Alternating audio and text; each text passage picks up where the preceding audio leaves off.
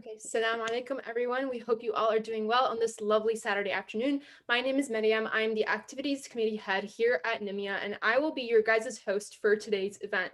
So without further ado, welcome to our Muslim Youth Activism Conference hosted by NMYA, the National Muslim Youth Activist Coalition, a coalition of Muslim youth advocating for peace and justice in the global community through activism. We're so excited to have you all here, and we're also super excited to see what we'll be able to take from today's discussion. We'll be beginning in just a couple of moments until more attendees hop onto the live stream before we officially start. Today's discussion will consist of 3 keynote speakers whom we'll be introducing shortly, along with 2 speakers from NMYA itself to speak of the importance of youth activism in today's society.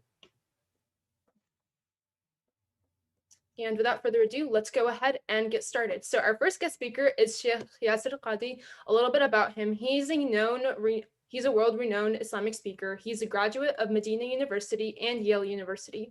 He currently serves as the Dean of Islamic Affairs at the Islamic Seminary of America and the resident scholar of East Plano Islamic Center here in Dallas, Texas. He has published many academic articles, and his online Islamic videos are among the most watched in the world. So please welcome Sheikh Yasir Qadhi. Assalamu alaikum wa rahmatullahi wa barakatuh. Alhamdulillah wa salatu wa salamu ala rasulillah wa ala alihi wa sahbihi wa wala ma ba'd. MashaAllah, it's nice to be with all of you, and I ask Allah subhanahu wa ta'ala for ikhlas and for tawfiq and for guidance. So I've been asked to share a little bit about the realities of Islamic activism, of being in touch with the global scene, of why we should be concerned, of some of the guidelines and thoughts about all of this. And I'm going to start a little bit rewinding, talking a little bit about my own trajectory in life in this regard. I came of age, the first memories I have of the global scene were conflicts within the Muslim world. Every single day we would be hearing about the Iran-Iraq conflict, how many people killed, graphic images.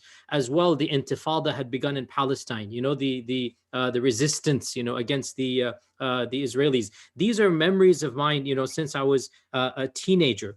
And I never knew a world, I don't think anybody has known a world where there was complete peace, especially amongst the Muslim community, the Muslim world. As I came of age, intellectually mature-wise, entered university, that was when another conflict began that really shaped me personally. And actually, I haven't spoken much about that conflict. By the way, the Afghan War was another one. Again, so I was a child in the 80s, born in the 70s, child in the 80s. So the decade of the 80s, right? The decade of Gorbachev, of Ronald Reagan, Michael Jackson. That's the decade I came of age. Madonna. All of these are figures that I grew up as a child. That's the pop culture, and that's the politics, right? But as all of that is happening, these are incidents that are always in the news. You can hardly log on. There is no internet. You can't turn on the news or open up the newspaper, except that you're reading stuff about what's going on in Afghanistan, in the invasion, and the various cities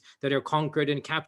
And I met a lot of people as a child, that had gone there and come back and talked about the things going on over there. On top of that, Beirut was a mess. Oh my God, the bombings over there and what's going on over there, So you're hearing all of this stuff, and you kind of sort of, you just get this impression that, oh my God, the situation is pretty bad and dire. When I started university in the 90s, so now I'm getting into being a young man in the 90s now, the conflict that really shaped me, it impacted me, was the Bosnian conflict. Okay, so again, I am now a young man, freshman, actually sophomore, I think, I forgot exactly when, but basically college era, right? Active in the MSA, very involved with da'wah activities, in charge of so many projects, and war breaks out in a place we had never heard of. You guys need to understand, Bosnia, it was like, who knew where Bosnia was, right? Nobody had heard of this. And then to find out that there's an entire country smack dab in the middle of Europe where Europeans are Muslims, this was like a shocker to me, who was very active in the Muslim community. And yet I had no clue that Islam was in the heart of Europe, right? And an entire country is majority Muslim.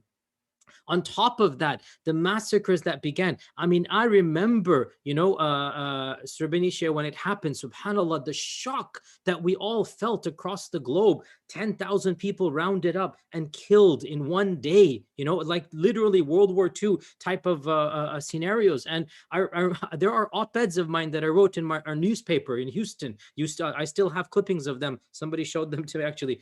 I don't have them. Somebody emailed them. Obviously, I didn't collect them back then. But, somebody emailed me, hey, I found your op-ed from back in the day. And it was like a very angry letter. I could sense the anger. I remember the anger. The anger at what? At the inactivity of the world. Nothing is being done as Muslims are being slaughtered. On top of this, I mean, not to get too, explicit or whatnot, may Allah. And anyway, it's difficult to talk about these things. But the stories of, how do I say this gently? Crossing the red line when it comes to our women, if you get the drift, right? The stories of what we're hearing, I mean, your blood is boiling, right? And you see this, the pictures. There are no videos back then. We didn't get internet, but the pictures are there. The concentration camps. I mean, there was a friend of mine who did a presentation where he compared, Nazi Germany's pictures with the Bosnian prisoners, right? And they're so similar to each other. Barbed wire, thin, super thin people staring into the camera and stuff. And they're like side by side. And I remember him telling me, I gave my presentation in college and I expected the whole, classroom to just come up to me and say, what are we going to do? But they just turned their backs and left when I finished, like nothing, absolutely nothing was done. And I remember clearly that like connected me with the ummah like nothing else. I felt that I have to do something. And I'll even tell you, back in the day, this was a different world, different time and place. I knew people that even went over there, if you get my drift, right? So back then it was a different world. The government didn't care. It really didn't care.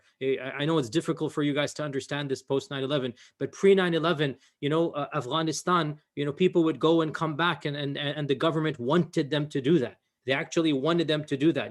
Fundraisers would take place in the 80s here in America, and they'd literally use the J word, and the government knew about this, like we're going to be helping out over there. Because again, all of this goes back to what the government itself is interested in at the time. Obviously, all of that changed with 9/11, and you can no longer, do anything of that nature. But I remember friends of mine, people that I knew, went over there. Some of them did not come back. Some of them did come back. And then to hear all of these stories, my point being that all of these incidents throughout growing up and the Bosnian War and whatnot, they shaped me immensely. And they made me realize that I can't just live a lackadaisical, a selfish life. I can't just go around as if nothing is going on. These are my people. These are the people that say the kalima. They pray, they read the Quran. I have a connection with them, and I have some obligation to do something to help them. So the least that I did back then was I would, write op-eds, and those op-eds are still there. I'd be speaking about it. I gave a few fiery khutbas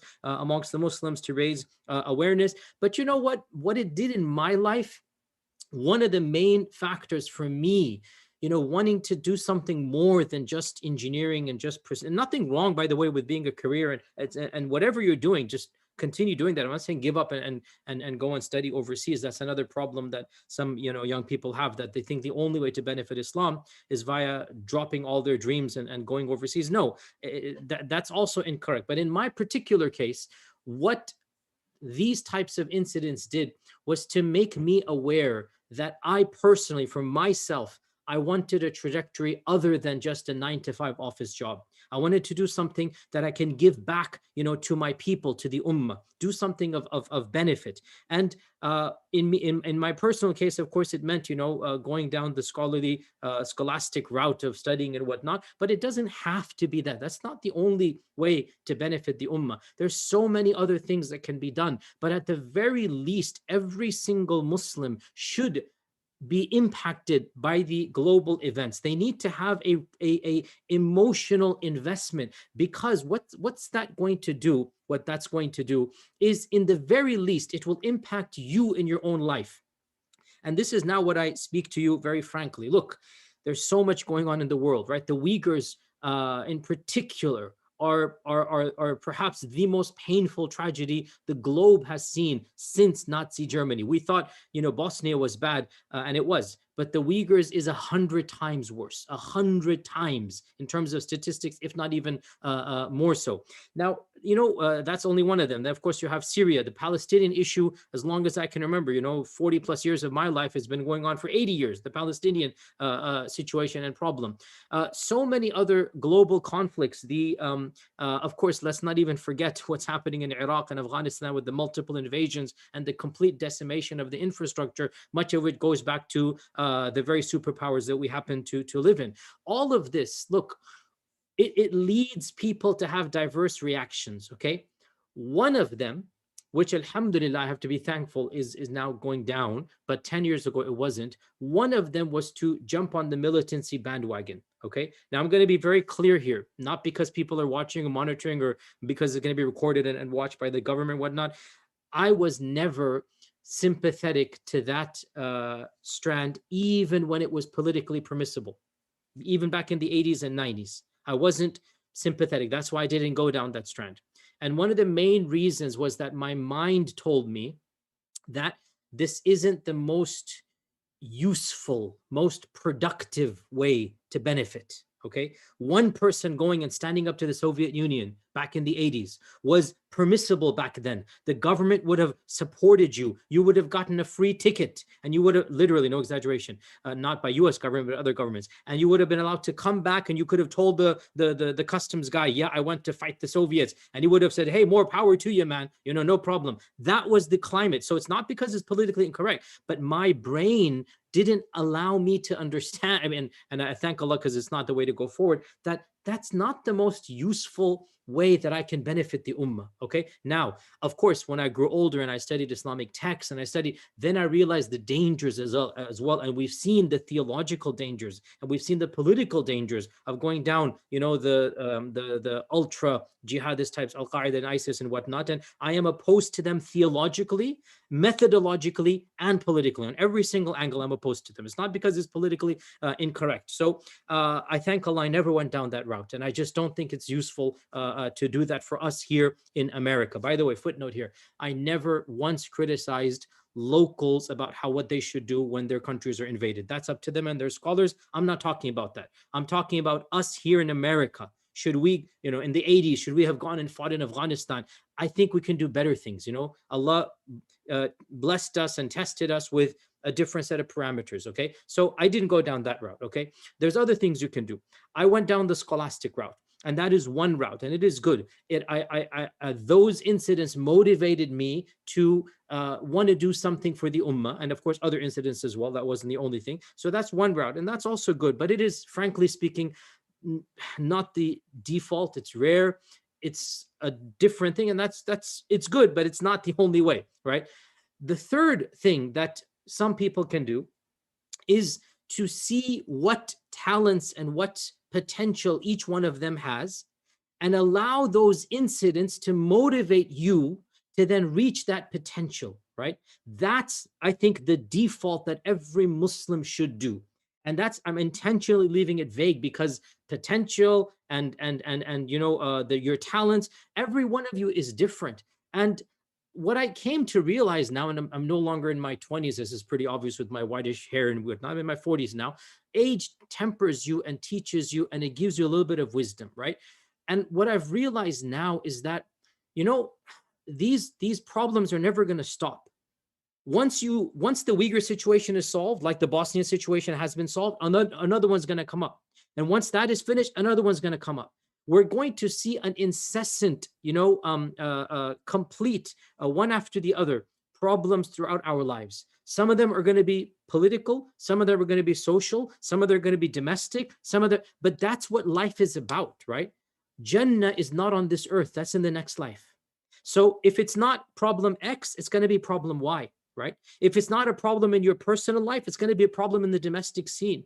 And most likely, you're going to be facing multiple problems at different levels and at different spheres. That is what life is. وَنَبْلُوكُمْ, as Allah says in the Quran, بِالشَّرِّ وَالْخَيْرِ fitna. We will continue to test you with all types of good and all types of evil as a testing, as a trial. وَنَبْلُوكُمْ. So all of this that's happening around the globe, these are types of trials that are taking place. And the net result of those trials, every one of us will have to answer to Allah about what we have done.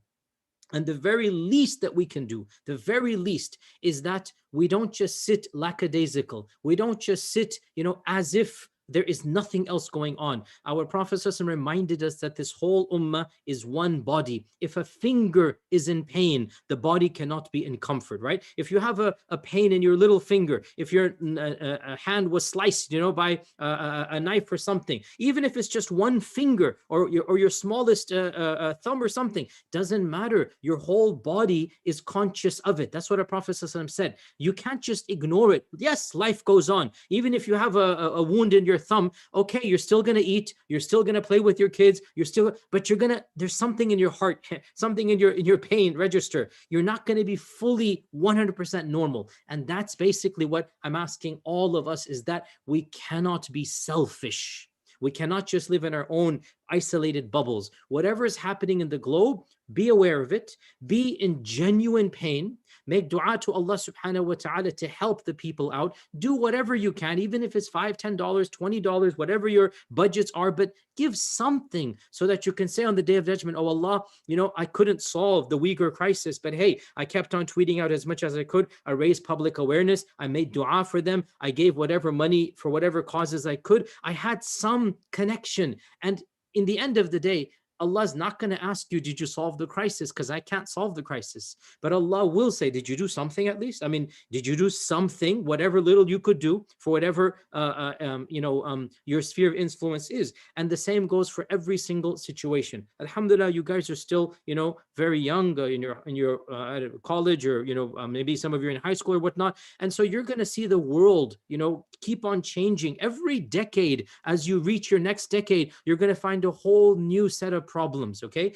The problems are going to change, but the solution is going to be consistently the same. And that is, you look at yourself, you look at what Allah has blessed you with, you look at what you can do to bring about an impact, to leave a legacy that is beyond just your life, beyond just your income, your family, your desires, your passions. No, you weren't created to just live your own life and live and die like an animal. No, you have a higher purpose, and that purpose is to cause an impact, to bring about a change, to leave a legacy. Now, for some people, that impact might be global. For other people, that impact might just be in their local masjid, in their local soup kitchen, in their local Sunday school, maybe even in their local families, whatever it might be. But there's got to be an impact beyond you. That's the main point that I'm trying to stress with you. So utilize all that you see in the globe and absorb it. Be aware of it. Make dua for the people. Let it pain your heart. And I'm going to be brutally honest. If it doesn't pain you, there's something wrong with you. Wallah, just being honest here. If you can be aware of what's going on. And it's not just in the Muslim world, by the way. I mean, any person in pain or suffering, it should cause an impact. But yes, there's no question, and there's nothing wrong with saying this, that if it was your brother, you would feel a blood brother, you would feel more pain. That's natural. Similarly, if it's your spiritual brother, yes, there is a more of a connection. But just because, that connection is more doesn't mean it's not in other people. But still, especially because we are Muslims, yes, we pay attention to Muslim causes, Islamic causes more than others, but we don't lose track of the bigger picture. And that bigger picture is that Allah created us to live one life and to do the maximum that we can to cause the best impact on the most amount of people. In the end of the day, and I'm going to finish off with this, if we consistently strive with whatever we have to cause the maximum positive impact, we have lived successful lives in the eyes of Allah subhanahu wa ta'ala. Because some people have more impact than others. That's not my fault or your fault. Some people have greater potential than others. I didn't choose. You didn't choose where we were born, our talents. This is all given to us. But in the end of the day, Allah doesn't look at your Facebook number likes. Allah doesn't look at the number of people that know you. Allah subhanahu wa ta'ala knows the quality of your efforts.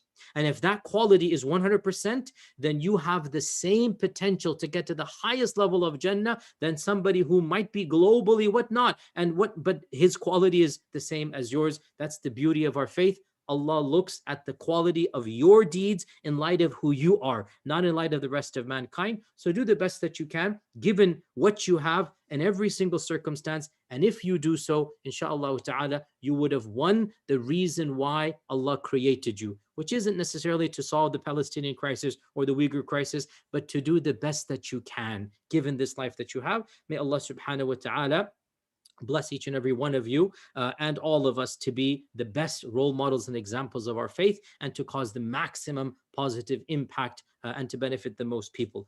And with that, inshallah ta'ala, open the floor for a few minutes of Q&A, and then I'm going to have to excuse myself, inshallah. Thank you so much, Sheikh, for sharing your experience and taking part in this work, along with your input on the different atrocities currently taking place all around the world today. We really do appreciate it. And as you mentioned, we now are going to be opening the floor for questions for Sheikh Yasir. So if you guys have any, please type them into the live stream chat so that I'll read them aloud for Sheikh Yasir to answer.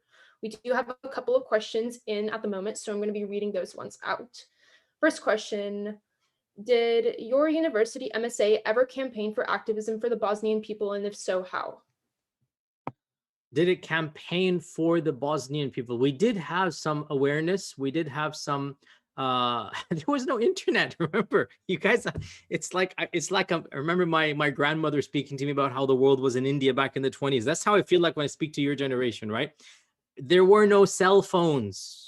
There were no cell phones in the 90s. Okay, I did not see a single cell phone until coming back from Medina. It didn't exist. We couldn't communicate the way that you guys do, right? So we'd have da'wah tables, we'd have booths, we'd have public events of speaking. So we would invite speakers, and we would host topics, and then we'd advertise in the daily papers that we have on campus. So yes, we did do events to bring awareness about Bosnia, and as I said, I wrote op-eds as well, and I attended fundraisers as well in our local mosque. We invited in our masjid as well. When I was a teenager, I didn't do the inviting, but I remember we had a Bosnian come from Bosnia to fundraise and whatnot. I remember attending that as well. And the main thing, like I said, to be aware and to raise public awareness. That's all that we could do. What else can we do? I mean, again, what else can we do other than just make dua and raise public awareness, right? Yes, absolutely. And so our second question would be, how do we instill a sense of responsibility in the youth around us to be active? How do we instill a sense of responsibility? That's a difficult question, and yet it is also simple in its own way. It's difficult because every person is different. Every person is different. Which tactics, which psychological tools you use, but it's also simple in its own way. Like this whole talk that I gave you, it can be rehashed in your own language with your own examples, right? The main gist of the talk is, don't be selfish. Allah didn't create you just to live for yourself. Okay, that's really the gist of the talk. And honestly, that message is so powerful that every single successful teacher, preacher, role model, businessman uses the same concept of, hey, you have more to do. I mean, listen to any TED Talk, right? Listen to any motivational speech. Listen to anybody who's a successful leader, CEO, businessman. It's basically achieve your potential, unlock your whatever. It's the same notion. But you see, I'm not trying to dismiss all of them, but let's be honest here. Can anything compare with the rewards of Allah compared to what they're trying to make you do, right? Can anything compare with the religious motivation? And that's why religion is so powerful, right? The notion of you having a transcendent cause, a noble purpose of life, this is universal, or else what are you doing here? I mean, if you don't believe this, it's going to lead to depression and maybe even like suicidal thoughts or something. Like, what am I doing here? What's the purpose? Everything's going to finish, right? That's why religion comes and makes you sane. Religion comes and empowers you. Religion comes and makes you focus. And there's nothing better than religion. I say this too when I teach a class on atheism. I say, to Muslims, obviously, I say, if religion didn't exist, honestly, you can understand suicide and depression and whatnot. Religion comes and it just gives you a sense of calmness, and it situates everything. So one of the ways to motivate our young men and women is to basically make them realize that the reason why Allah created us is that we have a higher purpose. And a part of that purpose, yes, indeed, is the worship of Allah subhanahu wa ta'ala. And another part is to give back to the creation of Allah, to make the maximum benefit upon the creation, right? As the Prophet sallallahu alaihi wasallam said, the best of all of you are those who benefit the most people, right? That khairun nasi anfa'uhum linnas. Simple. Khairun nas anfa'uhum linnas. The best of all of the mankind are those who benefit the people the most. So that's what we're here for. Worship Allah in our personal lives, be as pious and good as we can in our personal lives, and then cause the maximum impact in other people's lives.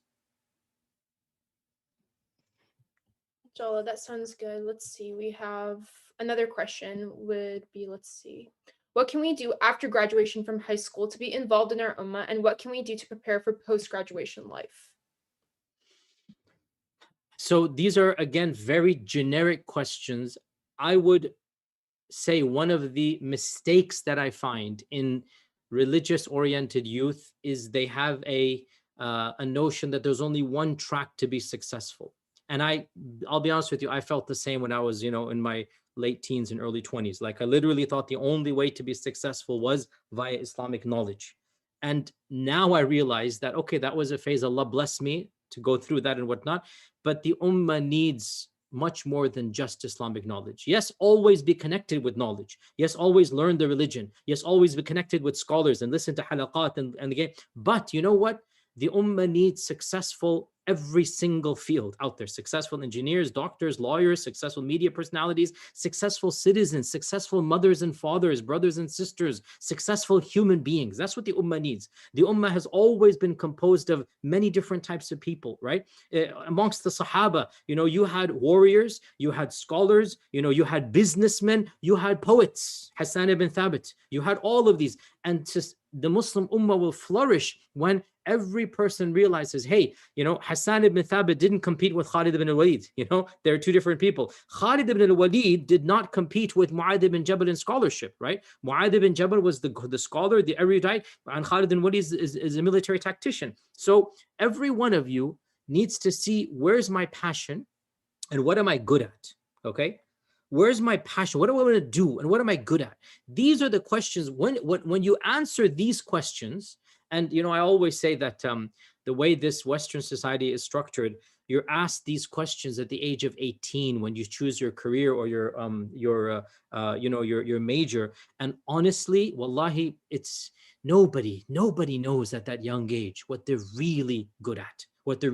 You typically choose your major based upon friends and parents. You don't know really the difference between, you don't know what you want to do with your life at that young age. It's just, I'm not trying to be patronizing, but we've been there, done that, all of us, right? Like, it's too big of a responsibility to put on an 18-year-old, to make these big choices. But hey, you have to do it. So pray istikhara and take it baby steps. And you know what? If you feel you need to change course in a few years, no big deal. 22, 25, you're still young. It's no big deal to rethink through. And these degrees are simply stepping stones to get to the next stage. That's really what it is, okay? It shows that you're qualified to understand a discipline, to be accredited in it, and then move on. So as you grow in life, and as you continue to go through different phases, in every phase, see, what is my potential? When you're in college, obviously the MSAs are a great outlet to do some Islamic activism. As you move on to the workforce,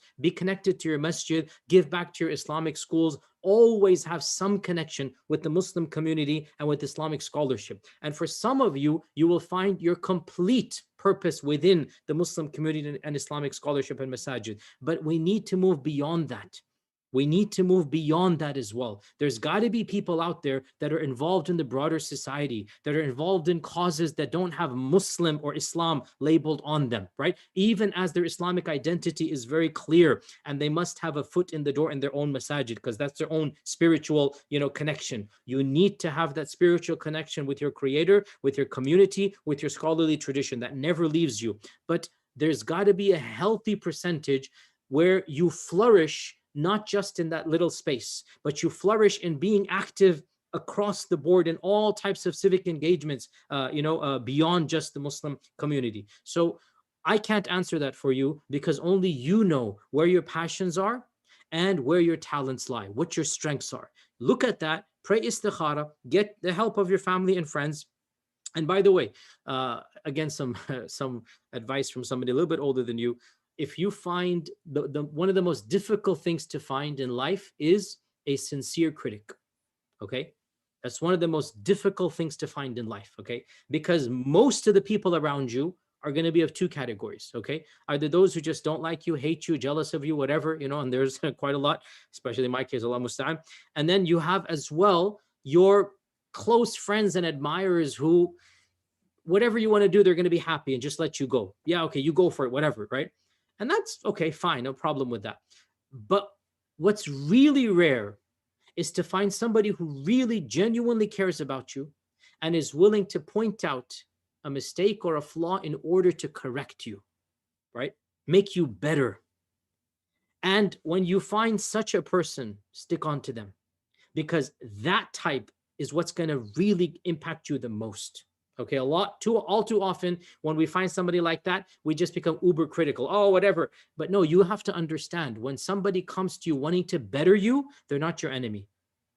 Wanting to build you, they're not they're wanting to make. And so that's the point. When you come across, when you start your professions, your careers, when you start your involvement in projects beyond what you're doing, you're going to get some pushback, right? Look at the pushback. Is the pushback unreasonable? Is it from people that you're not really sure whether they actually care about you or not? In which case, okay, that's understandable. You can ignore that. Or is it from those who they want you to flourish, but they're saying you're doing it wrong, or they're saying this has to be improved? If that's the case, then be far more open-minded and understand that that's a blessing in disguise, that somebody's coming to you behind the scenes, not in public, and trying to push you forward in a good manner. Anyway, that was a complete different tangent you didn't ask about, but inshallah, there's some benefit for all of you, inshallah. Jazakallah, Sheikh. We really do appreciate your time. So we're going to go ahead and move on to our next guest speaker for the sake of time. And of course, we're going to be having Q&A sessions for each of the guest speakers after they present. And we're also going to be having time at the end of the event to go over some of the questions that aren't answered as well. So thank you so much, Sheikh, for your time. We do appreciate it.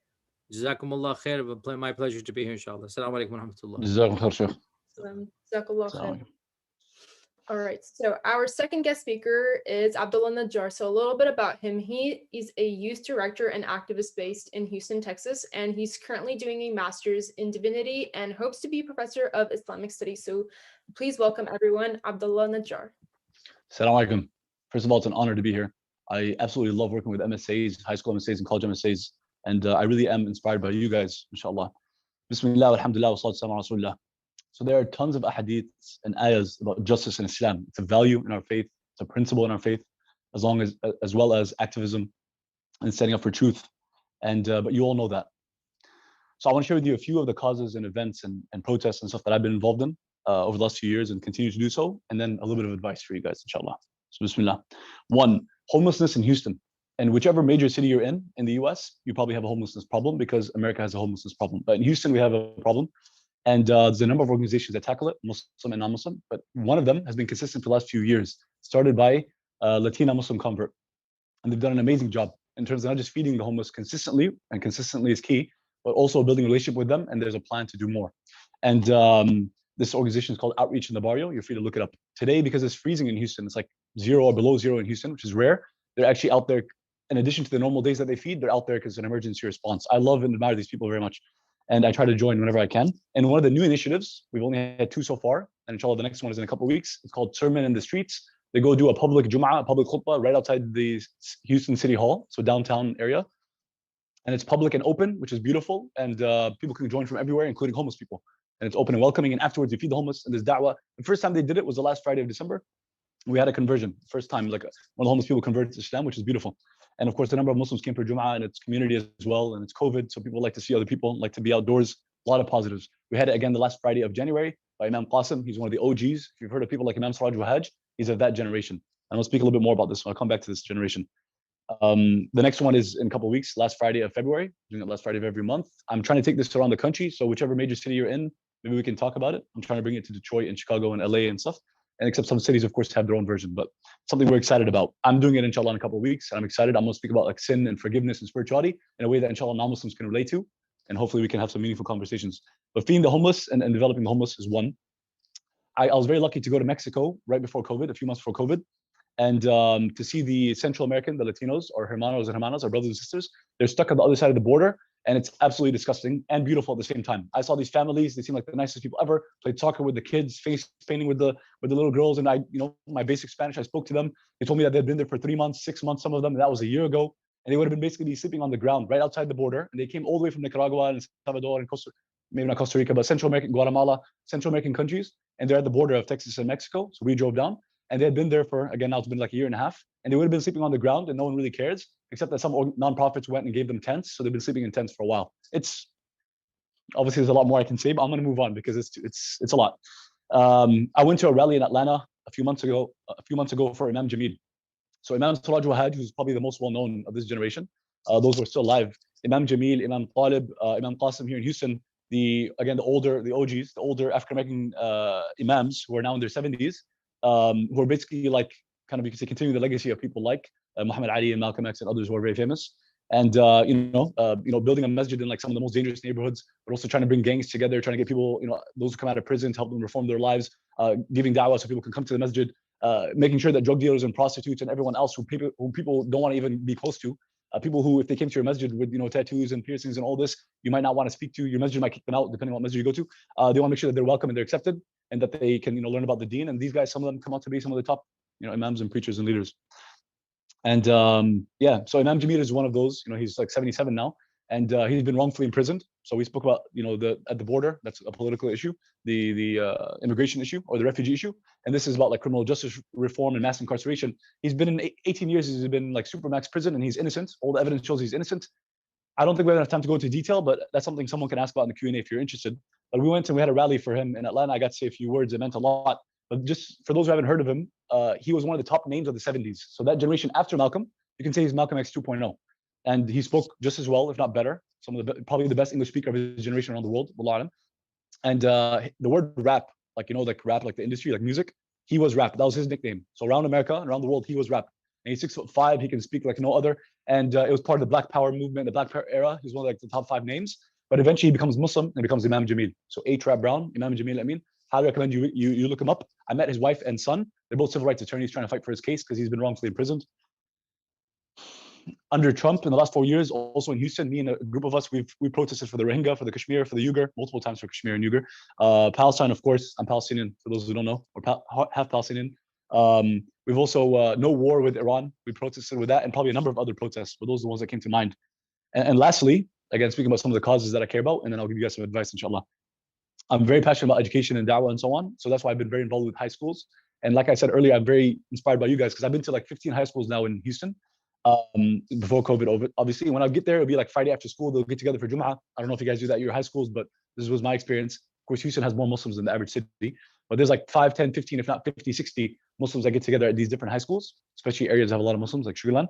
And I'm supposed to be there to like give them a khutbah and educate them. But I swear to God, I'm inspired by these kids because I know that their teachers are not telling them to pray. They wouldn't do that. Their parents wouldn't know if they prayed or not. So even if they said, "Did you pray?" Ahmed and Muhammad and Fatima and Salah just need to agree to tell their parents, "Yeah, we prayed." The parents won't know. And their friends are doing all sorts of stuff Friday after school. I don't got to tell you. So for them to get together and pray Jum'ah, even though I know for a fact, and I haven't said this publicly, I'll just say I know for a fact that some of them are dating, and that's completely un-Islamic. And that some of them might be smoking and drinking. This is a major sin, and to drinking at least. And it's not me. I'm not here to judge them, and I'm not here to tell you what's halal and haram. I'm just saying that these are facts. At the same time, I know that if they got together for Jum'ah, that means that they have iman. No one's forcing them. They really believe in Allah, and they're trying to improve. And that's the whole point. There's not a single ayah or hadith. I know this is kind of off topic, but there's not a single ayah and hadith that says that if you commit sins that you're a bad person. You find me an ayah hadith, or is that if you commit sins that you're going to hellfire, like it's guaranteed? There is no, because there's tawbah, because there's forgiveness, and Allah says He'll forgive all sins. And He says except shirk. But some of the top Muslims in history, they did commit shirk, the major shirk, and they were worshiping idols and all that. But they repented before they died. They became Muslim. So it means technically there's no sin that Allah can't forgive, so as long as you're alive. So that was kind of a spiritual point. We're talking about activism, but they're kind of related because I noticed a lot of people don't want to be involved in the community. One of the things Shaitan will tell you, but you're not perfect. You're committing all these sins. You're going to give a khutbah? Give me an ayah hadith that says that. That's the Shaitan. The Shaitan wants to pull you down. He wants to pull you down. He wants to put you in a box. He wants to limit your mindset. He wants to hurt you in every possible way. He wants you to be depressed and anxious. He wants you to lose hope. We'll get back to that in a second, inshallah. But I guess that carries me to the advice. So number one, choose your friends wisely. All right. So this is somebody who's a few years older than you. Right? I'm not Sheikh Yasir Qadhi's age, although I've been listening to him for years. I'm learning from him. but I'm a few years older than you guys. So I've been, I was active alhamdulillah since I was a kid. So I've done the passing flyers at the masajid, putting up flyers for events, and passing food at Ramadan. I've done that like at elementary school, middle school, and then I was, in high school a little bit more than that. College, I was some of the things that I mentioned, and I'm post college. So I've been through some of this. So this is where the advice is coming from. So inshallah, you'll take it to heart. But number one is your friends. It's really important who your friends are, and I know you guys hear this all the time. But check this out: your friends don't influence you; they define you. It's next level. You might not think so. You might not think it's a big deal that I am who I am, right? We're a very individualistic society. It's not the truth. The reality is, and now everyone knows it because it's become pop culture. Like there's so many versions of the quote that you are the sum total of the 5 people around you. And so, the Prophet said that, 1,400 years ago. But basically, you are who your friends are. I have a relationship with, a type of relationship with, an acquaintance, even a friendship, you can say, with people of every single religion, race, ethnicity, background, because I went to schools where there's people from all over, and I purposely went out and talked to all of them and debated with all of them and discussed with all of them. And sometimes we argue, sometimes we're friends, and I'll talk to them about everything. I have Trump supporting friends in my law school or classmates. We've talked about all the serious issues, and they've blown my mind about some of these issues. But the point is, I'm not saying you have to, but I did reach out to everybody, and I do try to keep good relations with everybody. But when I mean friends in this context, I'm talking about your closest inner circle. Your inner circle should be people that you're trying to be like, because they will define you. If your 5 closest friends are all drinking, which, like, I'm a Muslim, I don't drink, I don't advise that. That's not smart. It's not intelligent. Right? That's not intelligent. That's not how it should be.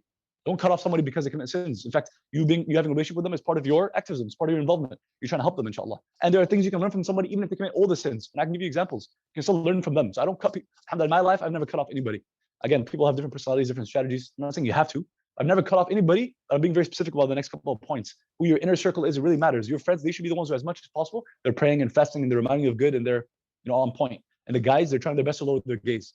They never looked at a girl in their life. No, that's not the standard. That's not realistic. But they're not the people who are going to be, every time I go past them, they're going to encourage you. Like, yo, what's wrong with you, bro? You're not going to look. Oh, you're a mufti. Oh, you're a hafid. Oh, look at this house, boy. You don't look at girls. Oh, well, how about what you did the other day? What about what you told me? Don't be around those people. That shouldn't be your inner circle.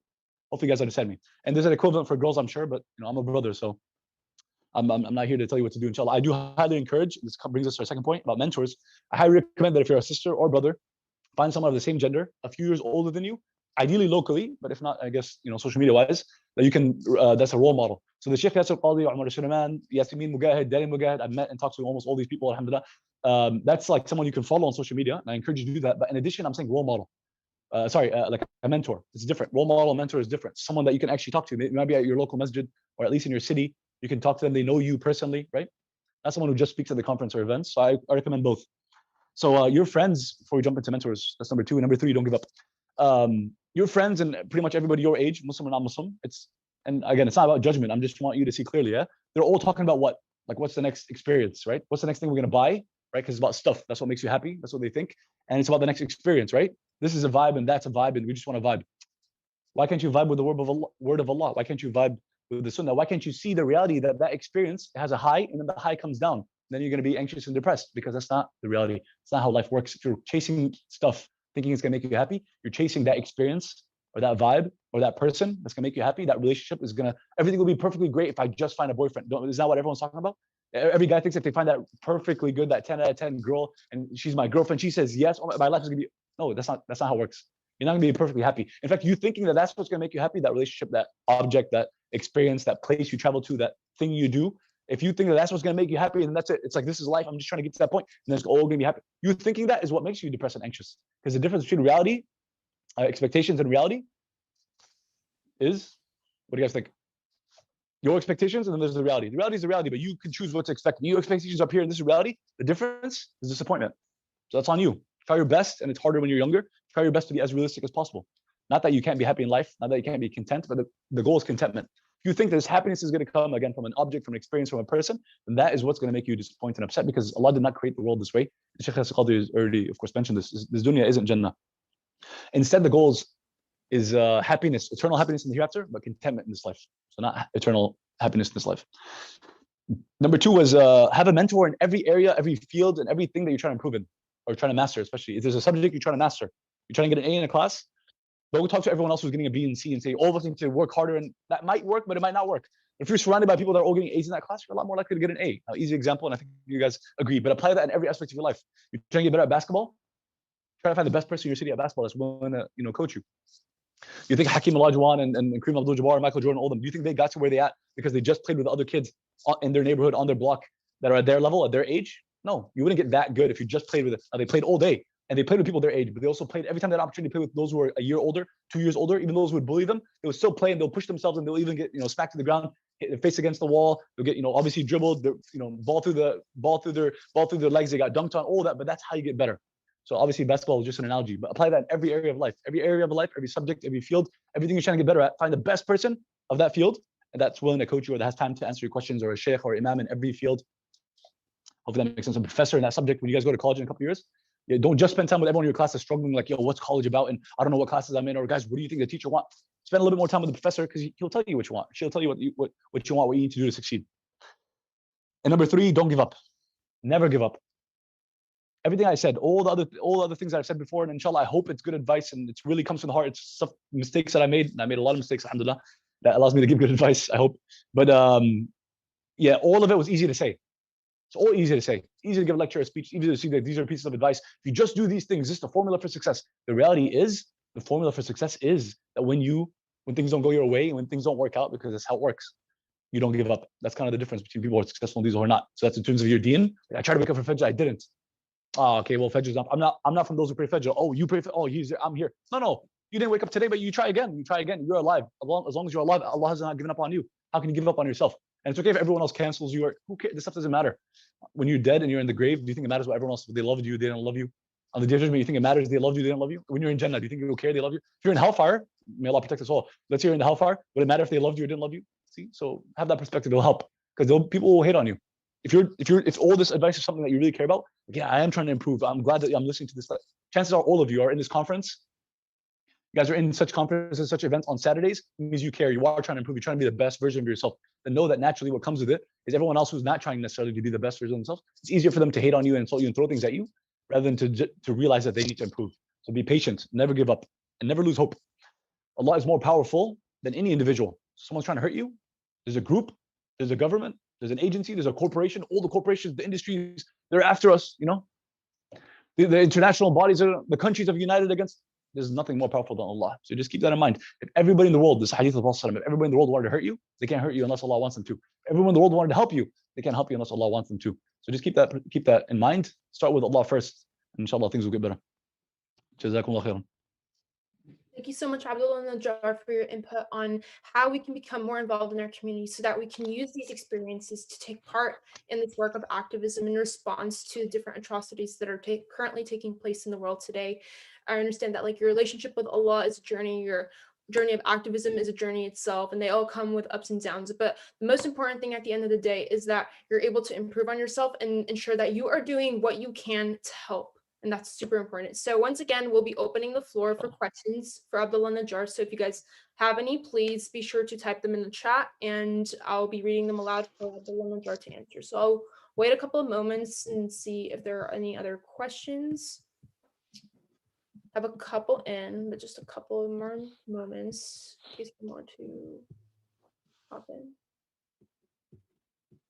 So first question is, so if you're feeling discouraged and you feel like there's no point, can you add or can you discuss a little bit more on how you can kind of boost up from that low point if you're feeling like you're too young or that you're too insignificant to really make a difference? How can you change that mindset? Number of things. I appreciate it. That's a beautiful, beautiful question. May Allah reward the questioner, and may Allah reward you guys who are organizing. You guys have done a great job. And Sister Maria, may Allah reward you. You're, mashallah, it's like you're an expert, and I know you're probably not at your age, but you've this was very smooth and very well put together. So I have to give credit where credit is due. You guys are awesome, mashallah. Maybe a couple of things. So this, I guess, relates to the last point about not giving up. If you really are 15, 16, 17, 18, 19, 20, however old you guys are, and you're thinking I failed already at multiple things, I really thought this was the idea, or this was my project, or this was my organization, whatever, and I'm working on something, or people are not seeing it, people are not trusting me, I failed, or this group of people I was working with canceled me, and I'm trying to, if you believe that, if you really believe that you're trying to, or you really want to get to the the best version of yourself and do all that you can and accomplish and be successful, etc., then know that 15 to 20, etc., you failing at something or a million things, it doesn't matter. I know that sounds harsh. I don't mean it doesn't matter as in you don't matter. It doesn't matter that you failed at a number of things. Because the most successful people have actually, listen to this, guys, the most successful people, the Thomas Edison, I don't know, Tesla, whoever you look up to, right? Tesla, the Zuckerbergs, the Bezos. I guess if you guys are into entrepreneurship and business and science, but whatever area, the Michael Jordans, the whatever it is, the Muhammad Ali's, that's the example that I like. Muhammad Ali actually is Anyways, I got Muhammad Ali right here and Imam Jamil and others. The most successful people actually fail more than everybody else. That might seem, some of you might be like, yeah, it's obvious, but some of you might think like that's not what you expected, or that you didn't think of it that way. Think of it. The most successful people took more risks, had harder goals, or higher and harder goals. They had to try a number of things, most likely. They kept at it longer. So all these things mean what? Mean more failures and more setbacks and more mistakes, right? But once you get to a certain point of success, and of course, our definition of success as Muslims isn't necessarily the views and the following, and you got awards or you're recognized as Tesla, Mark Zuckerberg, and yes, that's like a dunya success, fine. But if it is that type of success and you do get it, know that everyone else won't care about the mistakes. But you shouldn't have cared about the mistakes in the first place. Does that make sense? Thomas Edison had 3, and I know you guys know this because as kids, it's like in every classroom. But I was one of those kids that like didn't just look at the posters in the classroom and be like, oh, so this is just a poster in the classroom. I'm like, yo, I took it literally. And I hope you guys will too, because some of this was good. Thomas Edison had 3,000 light bulbs that didn't work, and then he invented light. 3,000, you know what that means? That wasn't in one day or 2 days. How do you go through 3,000? Each one of those is an experiment. Each one is a process. Each one's a procedure. Obviously, I don't know the science involved. 3,000 light bulbs. Because he had a big team, I think it was like a few months. If it was by himself, it would have been like 10 years. But you get the point? He had a team because he had already invented a bunch of other stuff. He had built a team. So that's already success out of itself. And then he spent a few months. 3,000 light bulbs. He's one of the top inventors of human history. A light bulb. 3,000 failures. And you guys all know this. Even more famous quote than that. I know a lot of young guys are really into basketball. I know here in Houston, I don't know where you guys are. You guys are probably all over the country. But in Houston, all young Muslims think they're going to make it to the NBA. It's kind of because Hakeem Olajuwon is like one of the best players and he's Muslim. He praises us in the masajid. He's awesome. And the Rockets are in Houston. So everyone thinks they're going to make it to the NBA. And, you know, I want to be supportive to everyone, but, you know, that's not realistic. But the famous quote from Michael Jordan that people don't realize that he missed thousands of shots in the games, not in practice. Everyone knows you practice, you miss. In games, he missed like 1,000 shots or 10,000, whatever the number is. He missed those many shots. But he's Michael Jordan. What am I trying to say? I'm trying to say that if you have failed at 15, 18, 20, 20 shots, don't see that as the end of the line. Yeah. Know that if success is on the other side of that failure, you need to keep going. And you think that I don't want to compare me and Sheikh Yasir Qadhi, but as two people that you guys have invited, so you see as successful at certain levels, like I'm 27, he's, you know, maybe like 44 or 45, but we're, inshallah, both of us are successful, at least to some extent. He's a lot more successful, but you think he's never failed at anything, or he's never made any mistakes or things he regretted, or never took a path and he realized that was wasted time, I need to do something else? I know for a fact that I'm sure he'll tell you about mistakes he's made. I know for a fact, I want to speak about myself. I've done a whole long list of things that I know that are sins or mistakes or shortcomings, or at least wasted time, if not worse. But again, give me an ayah hadith that says that if you wasted time, you can't repent, or if you made sins, you can't repent, or if you made mistakes that it's done, you can't ever be successful. It's not the case. I hope that helps, inshallah. But you guys are free to ask a follow-up question. If I didn't address your question the way you kind of wanted it and you have a follow-up, I'm open, inshallah. Let me know. Yeah, for those of you guys who do want to have like a sort of like maybe the questioner meant something else, so I'm open to that. Mm-hmm. All right. So another question is, what can you do to help your Muslim friends who have strayed from Islam? And this is a question I also have that kind of is similar, but how can you like convince, or how can you speak to your friends about how important it is to be involved in your community? And especially right now when there are so many things happening, like what can you do to help them shift that focus and to realize that they have so much power in their hands if they're only willing to come together and use that power, that sense of community, to take action and to speak out against these several injustices that are currently taking place. Okay, I sense two parts to it, and maybe I was mistaken, but the first part, like they left, so you meant like left activism, left the community, or they feel like they're not Muslim or left the deen? Because I actually teach classes on that, and of course Sheikh Yasir Qadhi does as well at a higher level, classes on like atheism and agnosticism, and you guys probably know this by now, but when I was like around high school, so it's been like, you know, let's say 10 years ago, roughly, I started recognizing that there's a trend in the Muslim community of people leaving the deen and saying, I'm agnostic, I'm atheist, and even if they don't say it, but you know, they're basically committing sins but not feeling guilty about it, and realizing they're like, oh, we're not Muslim, or God doesn't exist. You guys want me to talk about that? Because that's separate. Or did you mean leave the deen? You just meant like left the community? Because those are two slightly different things. Yeah, you mean like intellectual belief-wise, aqidah-wise, or good? So I think the original question was straight from Islam. So I think basically like leaving. Okay, so I can talk a little bit about. Yeah, you can go ahead and answer that question, and I can restate them. For sure. So it's not exactly tied to the conference about activism and so on. It's not exactly tied, but you know what? In some ways, it's more important. Because your belief system, because if you believe in Allah, you believe in the messenger, you're even trying to pray, even if you're not praying, which of course we're not recommending, but you're not involved in activism, guess what the priority is? You're believing in Allah properly, then it's prayer, then it's involvement, you know? So it's a priority. So we want to adjust this. So first of all, for you guys to know, because I'm going to assume all of you, although some of you could have doubts about the faith, and you know, no judgments, I'm here to help. You're always free, even after the conference, to reach out to me. I'm very public. All my contact information, I'll share it, inshallah. I regularly dealt with this issue again, like since high school. But know that step one is for you to know that if you don't have any doubts, know that the majority of young Muslims do have certain doubts about our faith. It's the world we live in, and there's a number of reasons for it. Professors share all sorts of different ideologies. We're living in a time of secularism and liberalism and atheism. And the isms and schisms go on, and socialism and capitalism and communism. The isms and schisms, what they do is they divide and conquer people. They confuse people. They distract people, right? But it's put beautifully. It's the market. It's put in a like the. It sounds beautiful. It's the marketplace of ideas. All ideas, all your opinions are valid. You have an opinion. I have opinions about a lot of things. You have an opinion. You have this. You have a belief. Well, they're all perfectly equal. We should respect everybody. Sounds beautiful. Does Deen teach us respect? Absolutely. Does our Deen teach us tolerance? Absolutely. Does our Deen teach us to be good to other people, even if they're not Muslim? Absolutely. But does our Deen teach us that every belief and every system and every ideology and every religion are exactly equal? Absolutely not. And of course, no one really deeply believes that. They shouldn't. How does that make sense? Like the sky is either blue or green. Like it can't be both at the same time. You know, Allah can't exist and not exist at the same time. It's illogical, but people get emotional. And there's a reason for it, but this might take a while. But real quick, there's a reason why we live in a world where these certain ideas have flourished, and therefore Muslims are like always on the defensive, always answering questions like, oh, well, you believe in God? Oh, why? Do you have proof that God exists? Yes, there's proof that God exists. You believe in the messenger, you believe in God, all the questions. Notice that it's much harder to build a building than to bring it down. We as Muslims are trying to say we believe in God, the Quran, the messenger, and then there's Salah, and there's the 5 pillars and 6 pillars.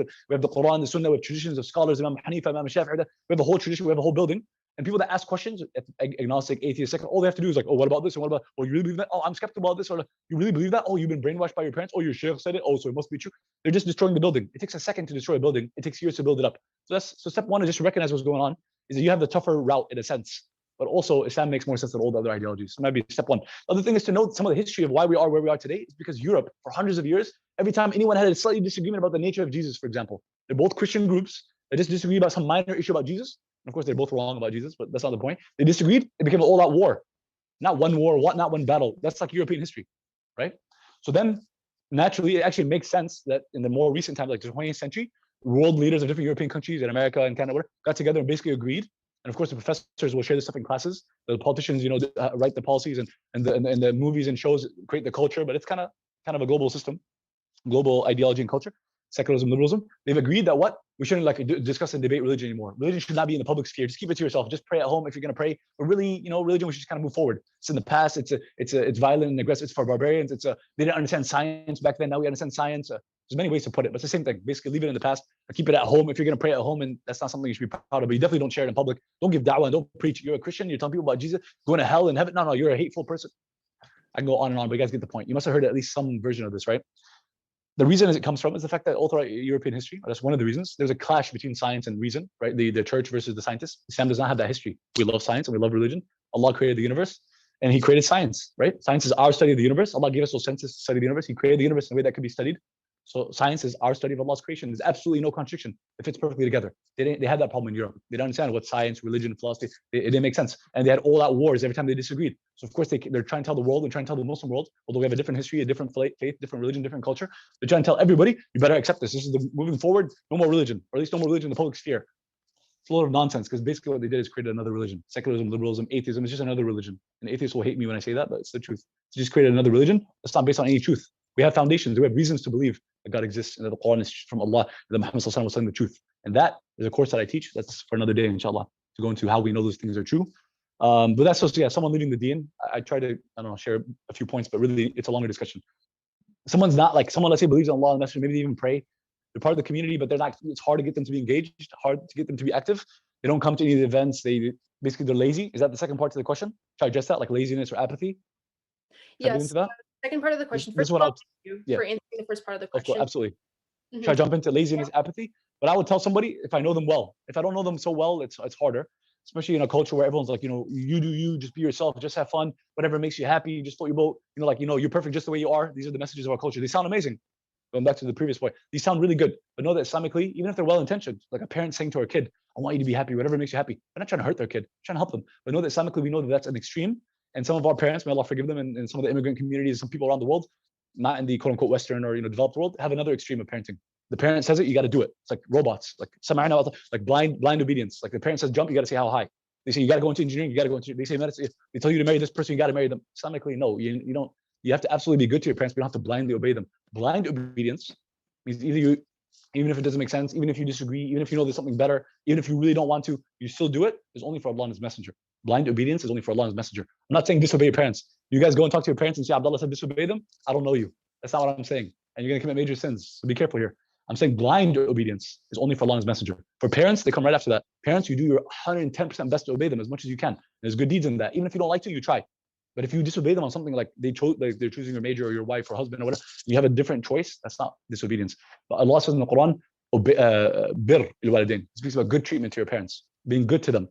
It doesn't say blindly obey them. And there's a reason for that. They're human beings, we're human beings. I know it's a tangent, but I know that I'm speaking to high school kids, and some of them might have questions about this, but parents is an important point. But going back, for those who I know well, those who I know closely, I will tell them, I would remind them of death. That's what I would do. I know it sounds really intense. I was saying in our culture, people talk about just be you, just be happy, just do whatever you want. It's gonna be tough, but if you know someone well, and you see that they're very lazy and apathy, and they're not even close to working to their potential, they're not even trying to get to their potential, I would remind them of death. I'll be like, you're 15. Check this out, guys. Last Ramadan, the Ramadan before, so Ramadan 2019, it's just, a few days ago, Ramadan 2019, here in Houston, a 15-year-old who had led Taraweeh in Ramadan, a 15-year-old here in Houston that we all know, well, now I know him, but his community knew him, led Taraweeh in a masjid, a major masjid in Houston, and led Fajr prayer in Ramadan at 15. A couple of days after Ramadan, he passed away, and the whole of Houston was at the janazah. 15. I was there at like 25, I guess at that time. 25, I'm like 10 years old. Like, yo, if he died at 15 and he's a perfectly good kid and he's doing Taraweeh and Fajr, he does well in school, all the kids of his masjid and all the parents, they all knew him, his Quran teachers loved him. He died at 15. I told myself that I knew this, but it's different knowing versus like seeing. I was 25 and I'm like, that means I could die any day. And of course, we all know that's true, but like, think about it. I could die any day. If he was 15, and of course, people would die even younger. And a couple of days ago, a 24-year-old died. I'm 27. Actually, he was praying Jum'ah right next to me. He sat next to me. The picture they used for the janazah, like, you'll come to the janazah like 3 Fridays ago. The picture they used was a Friday khutbah a couple of weeks before that janazah, before the Friday that he passed away. And I happened to be sitting right next to him in the picture. I don't even know him. I don't know how that happened, because I always talk to everybody, but somehow I had this Jum'ah. I was excited about sermon in the streets. I mentioned earlier, we're outdoors, but I'm sitting there, we're wearing our masks, and it's like a public thing on the grass. I'm sitting there, and he's right next to me. I don't know him. I don't think I've ever met him. But the picture that they had of him is like, his janazah, he's 24, I'm 27. What am I trying to say? I'm trying to say that death can come at any moment. If you're 15, you're 20, 25, 100, or 5, you can die at any moment. So someone who's really apathetic, seems like they don't care, everything's a joke. You guys have those Muslim friends where they joke about everything. I love being around people that joke, because as you can tell, I've been like this since I was a kid though. I'm super serious about everything. It can be a little bit too much, right? You don't have to, our deen doesn't say you have to be serious every minute. There's companions that did practical jokes. There were companions that made jokes. The Prophet smiled. It's okay, even though things were really intense at that time too. You guys keep talking about everything around the world. You think of the Prophet's time, he was thinking about the whole world, the Romans and the Persians and the Arabs and the pagans. Allah told him, you need to bring Islam to the world. You're the last prophet. He's looking, he's like, I can't even get my cousins and uncles to believe in me. Think about how he felt. He still smiled, he still chilled, he still relaxed. But just because I'm kind of the hyperactive type person and I'm overly serious, don't think that this is deen, right? This is me. I have my own flaws. You can be a little bit more balanced. But the person who's the person who's everything's a joke and everything is silly and they never take anything serious, but you know them well, maybe you grew up with them, they're at your high school, at your masjid, at your YM, at your minna, I would maybe between them be like, listen, bro, we can die at any moment. Listen, sister, like, you got to take things serious. What if you die at 18 and you're like, at 16, you're like, I'm going to go to prom, I'm going to go to Hoko, he's going to ask me out, this guy is cute, he's this and that. Like, you might go to Hoko and go to prom, and the cutest guy in our school asks you out, and you're like prom king, prom queen. 18, you graduate, you walk across the stage, and then you die. You don't even go to the college that you thought your dream was to go to college. It's not the Islamic mindset, because it's not the reality. It's not just, we're Muslim, we have a different mindset than everyone else. No, everyone in the world needs to accept the true mindset. The reality is what Allah tells us. Who's going to tell us about reality better than Allah? Allah told us you can die at any moment. So that's a little bit of a kind of a spur to action. And for some people to take things serious. So someone who's super lazy, apathetic, I would remind them of death. And they might hate you because of it. Going back to what we said, everyone hates you, but you're doing the right thing. It's okay. I'm not trying to encourage you to, inshallah, people will love you when you're trying to help them, but some people will hate on you. It's okay though. Because you might tell someone about death and then they're like, they can't even look at you anymore. You feel like, you're not cool, man. I'm just trying to vibe. I'm just trying to chill, bro. You're too serious. That's fine. But guess what happens? If you potentially change their life, or you do this with 100 people and one of them changes their life, the Prophet says that's better for you than the whole world and everything in it. So tell me about success. Tell me a better route to success. I can't agree further. Thank you so much for your advice. We really do appreciate it. And thank you so much for your take on this discussion. We're going to move on to our next speakers for the sake of time, but thank you so much once again for your time. At your service, inshallah. Is there a chance, can I leave like my social media? Can I leave some contact info? What can I do? Yeah, you can do that. Is now the right time, or I leave it afterwards? I can just write it in the chat. Towards the end would be a better option, but yes, I'm here. You can definitely do that. Sounds good. Thank you. Okay, inshallah. Assalamu alaikum. Alaikum assalam. All right, so our next guest speakers are students currently involved in the Free Uyghur Now Student Coalition, which is comprised of students from university campuses across the United States advocating for the rights and freedom of the Uyghur and Turkic peoples in East Turkestan. And through social media advocacy, legislative action, public relations, Free Uyghur Now's campaign is focused on raising awareness about the human rights abuses committed by China, amplifying Uyghur voices and stories, as well as condemning global brands' use of forced labor from East Turkestan. And our first speaker from Free Uyghur Now is Nafisa Saha. And a little bit about her. She is a junior at UPenn studying finance and operations, information and decision processes. And she joined Free Uyghur Now when it was just a group of about 20 students, and is now, mashallah, the student co-lead of the Students Ambassadors Committee, whose goal is to spread awareness of the Uyghur genocide on those student campuses. And she also has her fellow team member with us today, Zaineb Aboud, who will also be speaking about Free Uyghurs' work and mission. Zaineb, a little bit about her as well. She is an international relations major and a human rights minor. She is currently on the path of law to become an international human rights lawyer fighting against systemic oppression of global citizens. And she was the former Free Uyghur Now co-student advocacy director and is now the lead political director. So everyone please give a hand for Nafisa and Zaineb, who will be taking on the next part of our discussion. Salam everyone, I hope you're all doing well and thank you for attending. My name is Nafisa Saha and I'm a junior at UPenn studying finance. I am the co-lead of Free Uyghur Now Student Ambassador Committee and involved overall in student advocacy. And here today with me is also Zaineb. Assalamu alaikum everyone, thank you so much for having us. We're so honored to be here.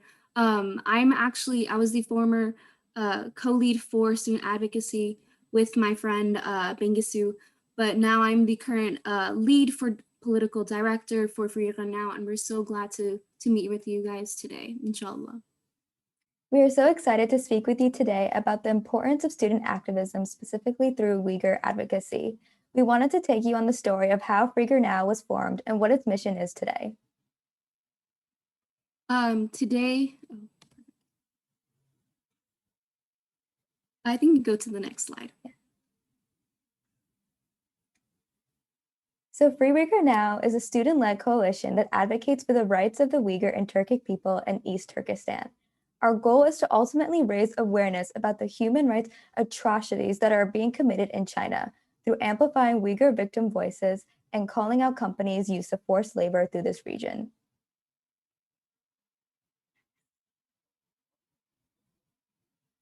So our coalition comprises of over 60 campuses, nationally as well as internationally. We have individuals all around the world, students and global citizens who really want to advocate for the Uyghur cause.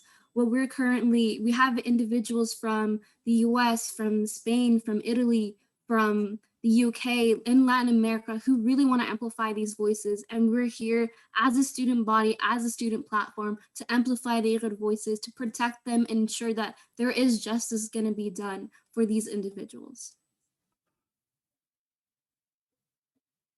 So our coalition breakdown, the beauty of advocacy is that no matter what you do, no matter what cause you're in, you're able to use and amplify various ways and avenues that you are passionate about. And you're able to see this through our various committees. For example, if you're really interested in marketing as well as computer design, you're able to amplify and provide a platform on social media. You're able to create a mobilization and a movement that will amplify these voices, amplify the cause that you're doing. For example, in Free Uyghur Now, we provide a platform. We're able to call out individuals. We're able to amplify their voices and spotlight prominent Uyghur individuals whose stories need to be told so that we're able to provide a humanizing perspective. If we look at corporate accountability, if you're an economic major or business major, or this is something that you're interested, you're able to look at and observe the global economy. You're able to see what is the significance or what's the driving force of these individuals and how you're able to use the economic means as an advocacy tool. If you go to political, if you're interested in legislation and what's going on in politics, it is highly impactful and imperative that you look around and see what are certain things that certain legislations that are happening that impacts the advocacy that you want to do and how you're able to amplify it. In student advocacy, like all of us, we are all students, we are all individuals who want to amplify these voices, who want to protect these voices and advocate. You're able to do this on a student level. And in fact, you have such a great voice, mashallah. The reason why we have a voice is so that it could be heard. You have this privilege, you have this platform as students. Use it, amplify voices. When you see a voice that is voiceless, amplify, help individuals. Whenever you do advocacy, especially if it's on a student base, listen to individuals who are directly impacted by these atrocities. Listen to your voices, listen to the Palestinians, listen to the Syrians and Iraqis who are directly impacted by these atrocities. And so that you have a better idea as to how to amplify. Same with research. Do your research around, look at all these other aspects so they're able to have a better understanding of what is going on. You don't have to tackle all these other various aspects of any cause, specifically even for the cause. You're able to, it is good to be aware of these certain aspects so you're able to amplify, inshallah. Yeah, thanks, Zainab, for going over, the many different aspects that are really important in student activism. And so the biggest committee that we were all very involved in, especially in the beginning, was through social media. And, I remember back in April when we first started, we literally only had like 300 followers. But, by continuing to post infographics, creating these company call-out campaigns and all of us being very committed to this cause, we began to catch people's attention. And by the end of the summer, we reached 30K followers. And alhamdulillah, we're still growing. And so, from speaking from personal experience, I was always a pretty reserved person, and especially in publicly expressing my issues that I'm passionate about. And so I was very hesitant to join something like this at first. But, seeing the atrocities committed against the Uyghur people while the rest of the world stood silent deeply frustrated me and had pushed me to be vocal about this cause. And it made me to believe that, it is our duty to not only be the voice of the oppressed, but to also take tangible action. And so that's what really moved me to be more involved in this cause.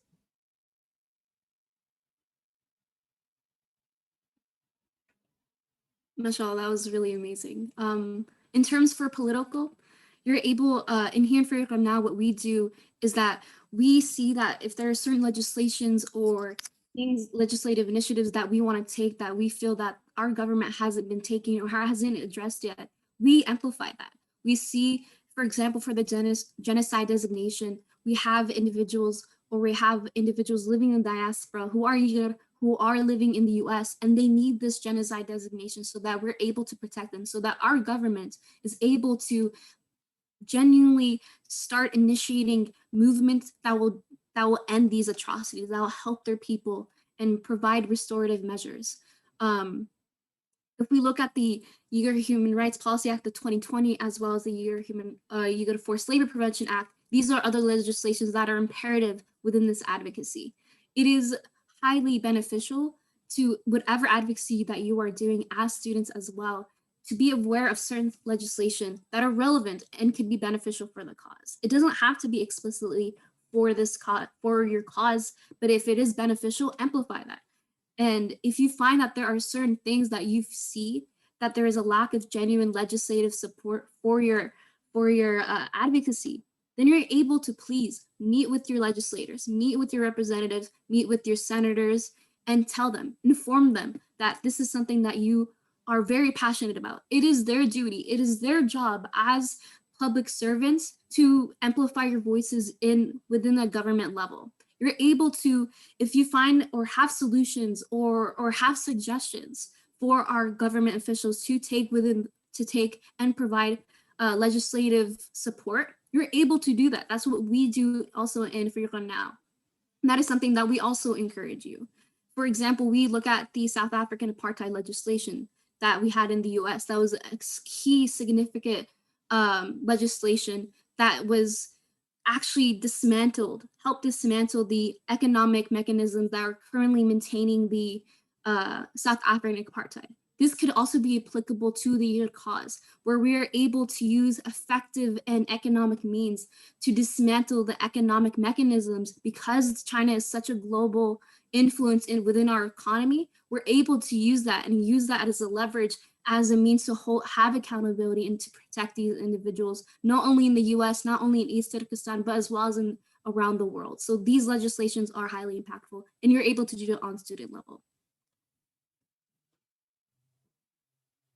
Going to corporate accountability, you are able to be aware of certain brands and certain corporations that are high profile. For example, there are 83 83 high-profile companies that we all know. For example, like Apple, for Nike, for Amazon, Zara, H&M, all brands that we love and know today are complicit within their supply chains of genocidal acts, of forced labor, of Uyghur forced labor. And this is something that we have to be aware of. And what we do is that we want to amplify and protect these individuals.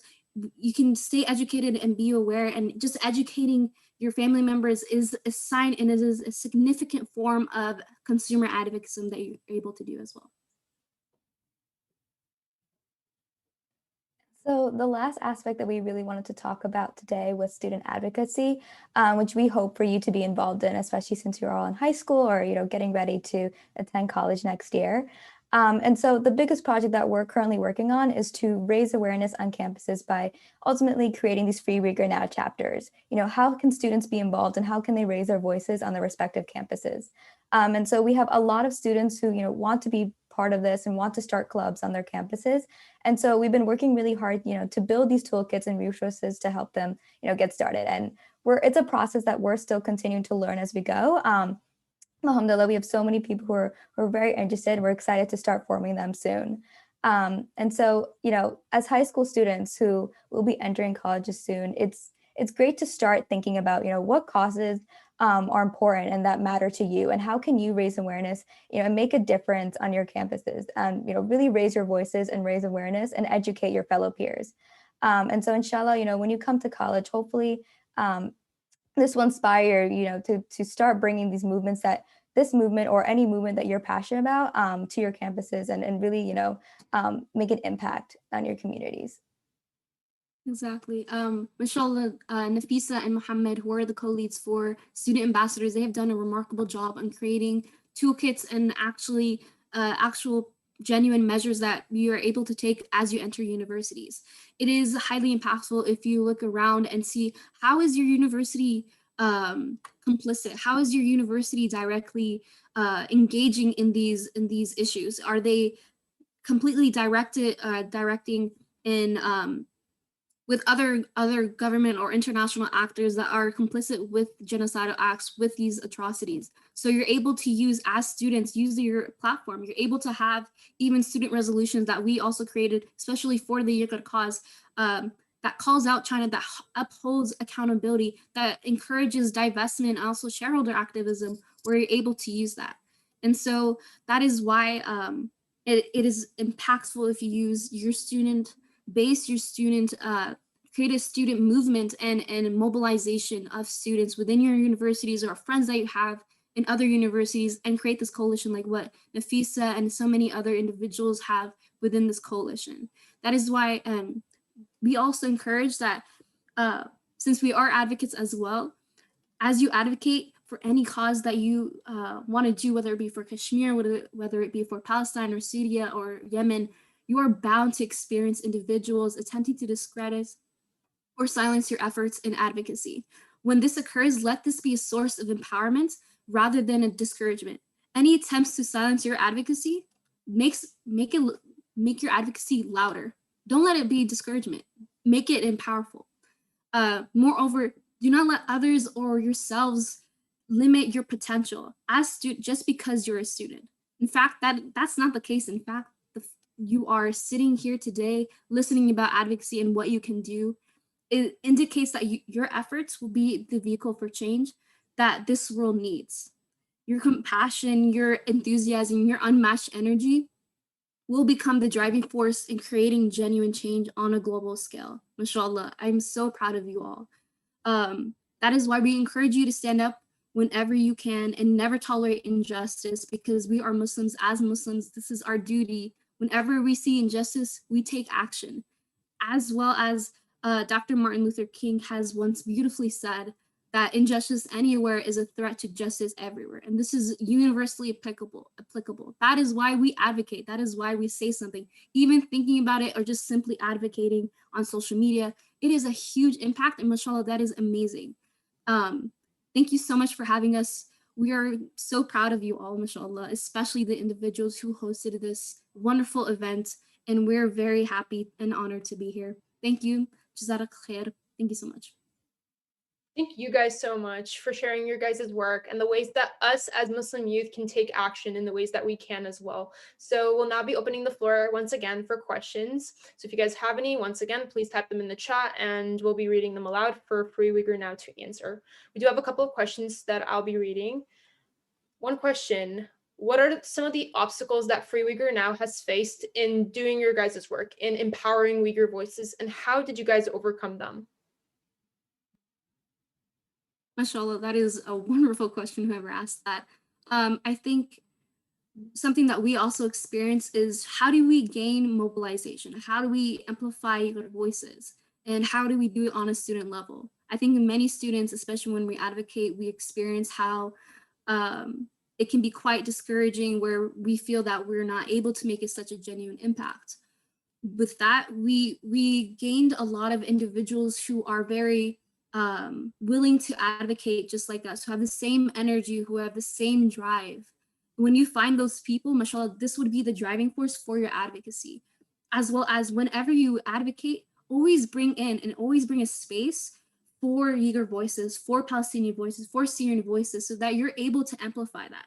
Oftentimes when we experience, as I mentioned before, individuals tend to kind of discredit, especially when it is, whether it be on a government level or in student level, when they try to discredit and diminish your efforts because it is a human rights issue, they tend to politicalize it and etc.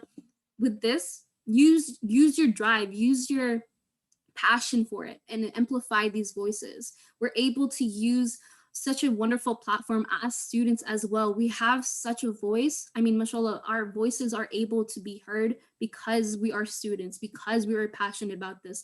We are, inshallah, I mean, you all are going to be amazing world leaders and be the genuine change that we need. And so recognizing this, never letting our doubts get the best of us, is something that we're able to overcome, and have good people by your side that are willing to work with you, because mashallah, our group has done that and we're amplifying this as well. I hope I answered the question. I just wanted to add on to that, especially since our audience is high schoolers who are very interested in trying to start movements similar to this, or with other causes that they're passionate about. But I think the three most important things that we've realized, especially in creating this movement, because we are just students, and we are kind of just learning as we go and learning from our mistakes, and celebrating all of our victories. But we really learned the importance of just commitment, of responsibility, and teamwork, which I think a lot of people underestimate. But just looking back, when we started this in April, it was only a few students, and just seeing how much it's grown, it's largely stemmed from those few students, staying very committed to each other and to the cause, and going out of their way to go to the meeting that was like twice a week, to stay up till 2 a.m. to try to make these infographics and have them posted by the next day. And so everyone who's thinking about starting to create a movement and hoping to expand that and grow, it ultimately comes down to having a very strong infrastructure, and then building upon that and branching out from there. Thank you guys so much for that answer. That definitely answered the question.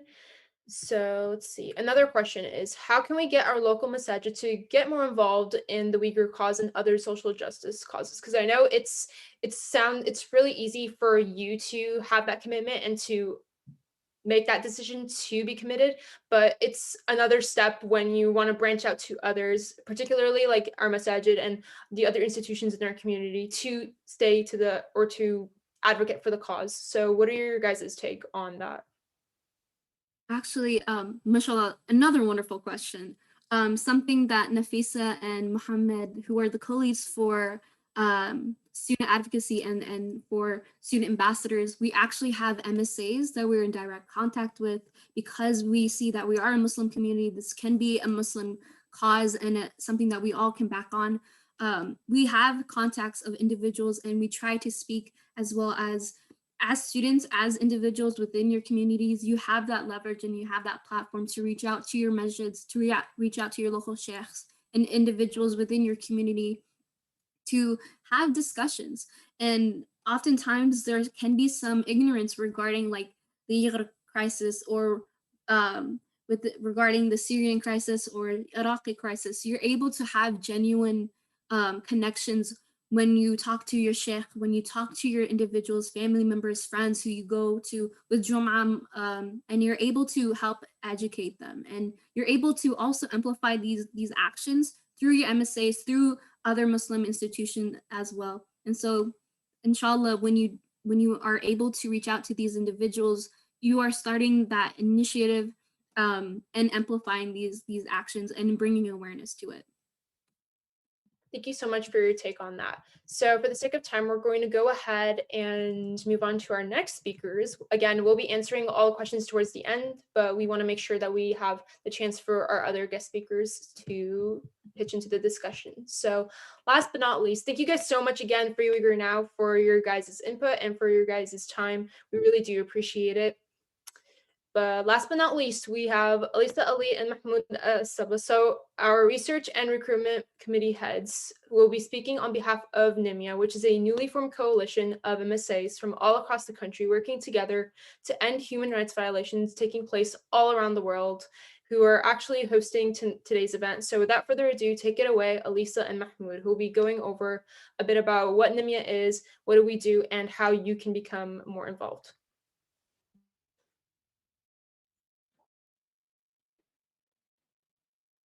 So, Assalamu alaikum. Like Mariam said, my name is Alisa Ali, and I am a representative of NMYA and also the head of research. And before I get any further, a huge thank you to all of our incredible speakers. And alhamdulillah, we are so blessed to have their input and have them at our event. And so if we have the presentation. Awesome. So now that we have solidified the importance of activism in our world today and how vital Muslim youth are to the cause, I'm here to present our organization. The National Muslim Youth Activists are a coalition of Muslim youth advocating for peace and justice in the global community through activism. That's the next slide. And through this, we can see exactly how we built ourselves up. Rome wasn't built in a day, and neither was the National Muslim Youth Activist Coalition. We started off as individual MSAs all over the nation, attempting to inform ourselves and our communities about the plights our ummah is facing. And eventually, Enfield MSA reached out to other Muslim student associations who were also trying to do their part over Instagram DMs and whatever we could. And we ended up forming a project to become activists for the purpose of helping the Uyghur Muslims. After a few weeks of coordination and discussion, we ended up expanding our goals and making this a legitimate organization. And we committed ourselves to activism for the entire global community and also the domestic community and everything in between. And since then, we have honed our focus on attempting to pay homage to a multitude of causes. And again, like all of our speakers have already said, the first step is always awareness. Like many of our speakers explained, awareness can be key to helping those and making sure those people don't go ignored and these causes don't go ignored. These are the building blocks and they are absolutely monumental. And we're all part of these monumental changes, inshallah, and we look forward to creating even more change. And as most of you who follow our Instagram know, we have been consistently posting updates and informative content on our Instagram. And that's part of the next slide. And so we have really been active on Instagram and using it as a social media platform to reach more people and spread awareness about the cause. And we're using it to transition also into more activism and being more action oriented. And through this united cause, we have also managed to connect all over the country and have individuals and MSAs from all over the country, including like Houston, Texas, and a lot of the suburbs near it, Enfield, Connecticut, Dallas, Texas, Plano, Texas, Texarkana, Texas, Ashburn, Virginia, Los Angeles, California, Sacramento, California, and Apex, North Carolina. And we're still expanding. And so again, this is a time when we aren't able to meet with our own schools to pray Friday Salah. So we have managed to band together in a very unique way to keep the energy going and inviting each other to our virtual events so that we have like Texas and West Coasters listening to an East Coast halakha. And this interaction has culminated in our first ever event where we are right here trying to explain our purpose, and we have multiple keynote speakers that are justifying our cause. And it's only the one of very many that we are going to be holding. And in the future, there will be even more, inshallah, that are geared towards specific causes. And they will have a large focus on funding for charities as well. So we are going for that action orientation. And again, not only are we going to have more events, we are also looking towards more recruitment in Canada and other nations, and also more social media platforms, and inshallah, even podcasts.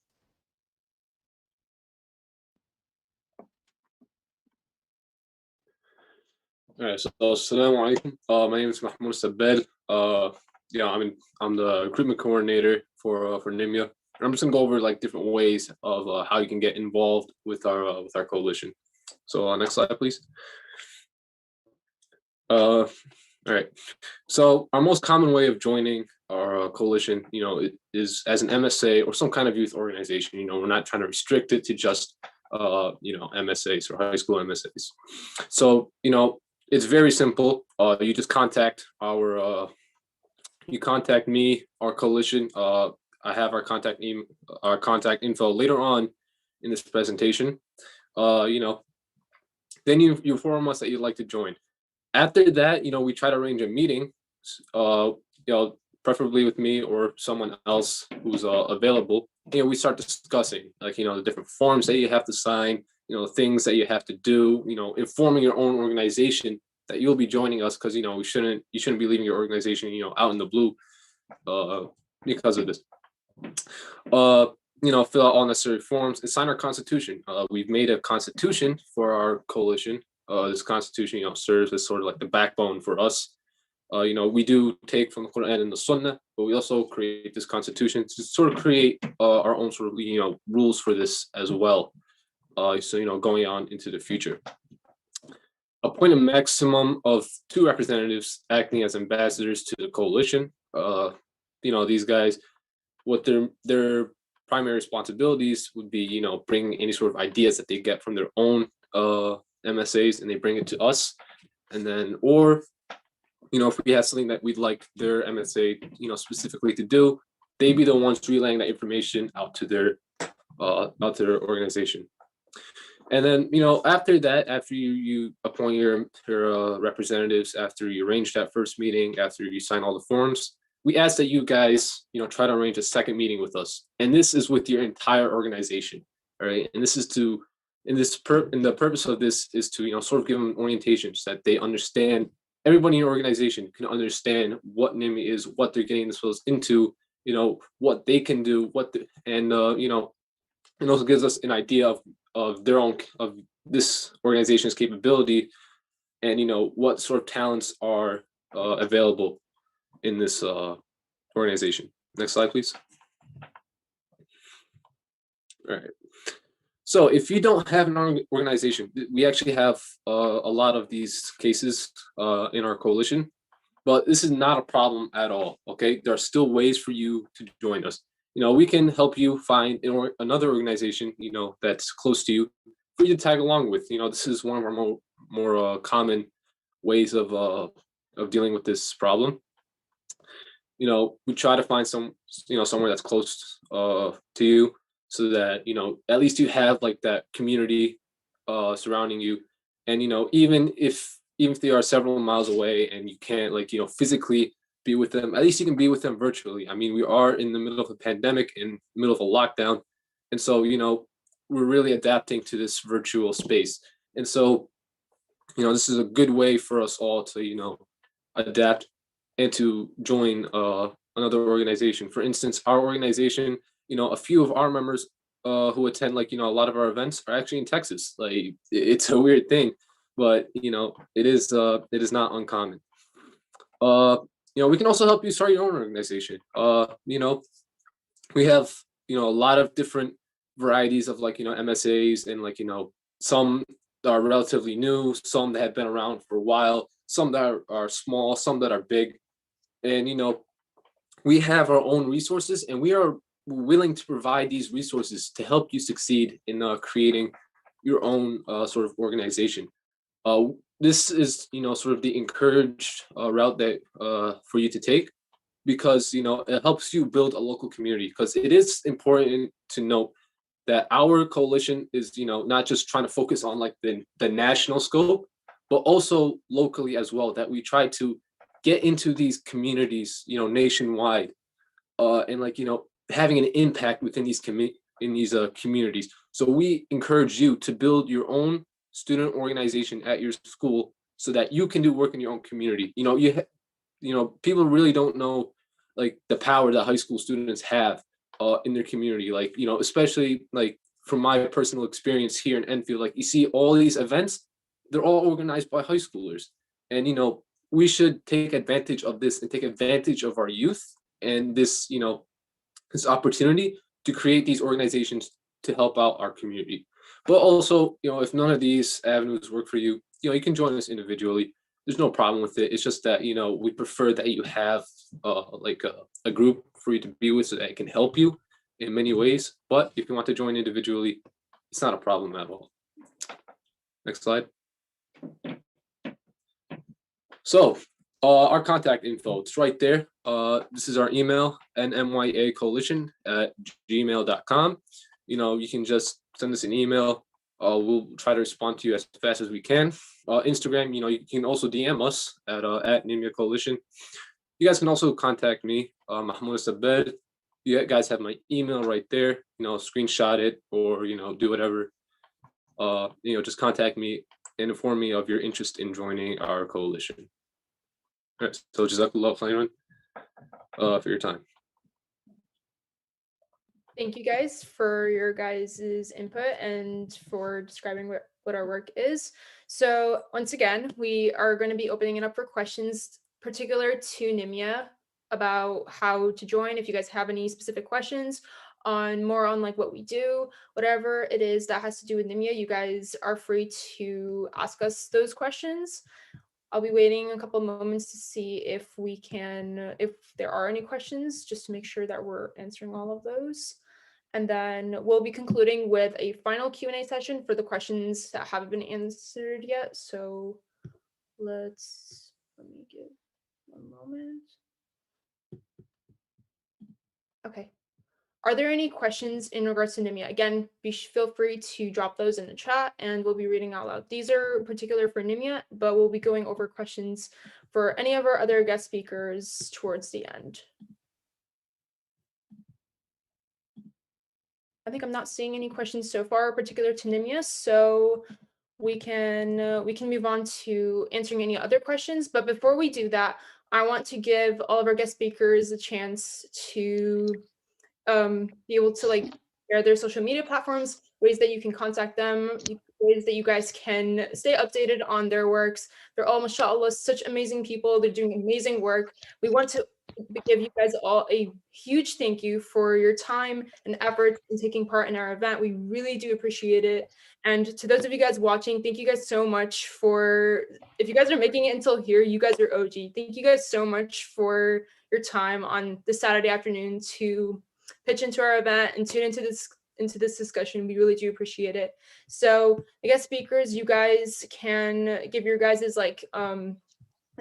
I'm going to, and as well as your other social media platforms. So Abdullah Najjar, would you like to say them aloud or would you like me to just? Sure, no problem. My Instagram and my Snapchat and my TikTok are both, all three are abdullah.speaks. ABDULLAH.speaks, SPEAKS. And then my Facebook is Abdullah Najjar. So I think that's pretty much it. Instagram is my most active. In the last, during COVID, alhamdulillah, I did over 100 interviews through live, people all over. As a youth director, I wanted the kids in our community and the youth to know that there are examples of people doing all sorts of stuff. So imams, scholars, athletes, activists, artists, spoken word, film, music, movies, everything.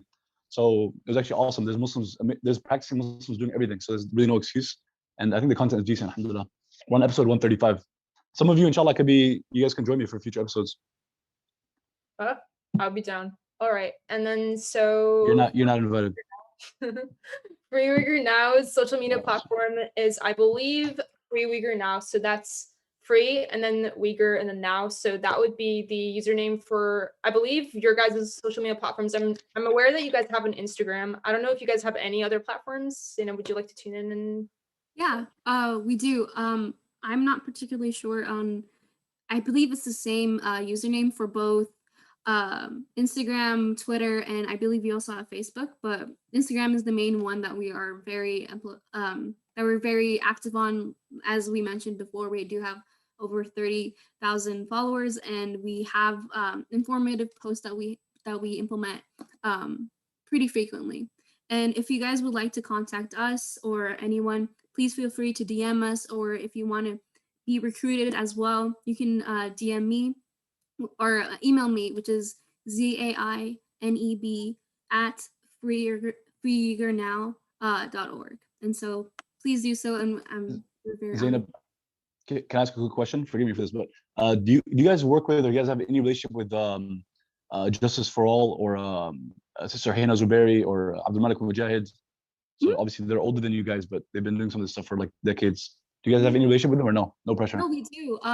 So a lot of these organizations in human rights works, what we do, we're part of this larger coalition called End Uyghur, it's called End Uyghur Forced Labor. And this is a much larger coalition. I believe it has over 300 organizations, and Justice for All. And they also have a group that is with them as well called Save Uyghur, and that are working on this issue. Okay, mashallah, perfect. Because you guys have an opportunity to write for like Muslim Matters. They have a global audience, and Sister Hina Zubairi is involved with the Uyghur, but she's also the editor-in-chief of Muslim Matters. Anyways, you guys' presentation was amazing, mashallah. May Allah bless you. Thank you. You too, mashallah. All right, so we do have a couple of more questions, so I'm going to be reading those. This is addressed to particularly for Free Uyghur Now. Someone asked, is this organization strictly for high schoolers, and can high schools for coming to middle schoolers and mentor middle schoolers? So it's basically asking, is it just from high schoolers, or can it also be applicable to youth of like younger ages, or in your guys' plans of expansion? Michelle, that is also another remarkable question. Currently, we're more focused on the university base because a lot of our students, we have over 60 campuses for universities, both nationally and internationally. But for high schools, for high school and as well as even middle school, I think that is something that we can definitely look into, especially if there is a large movement of individuals within that age range who would like to also be part of and start creating chapters or coalitions of their own and movements within their regions. And inshallah, we'll love to help amplify that. But let us know. Please DM us if you guys have any suggestions on how and if you want to join. Awesome. All right, and then a couple of other questions. Someone asked, is it permissible to work with pro-occupation supporters and organizations for the Uyghur cause? It depends. Well, truthfully, we have our own guidelines. We have our own ideas that we believe are hard lines that we don't want to cross. But for you, it depends on your morals. It depends on your values and what you feel is the line that you want to cross or that you don't want to cross.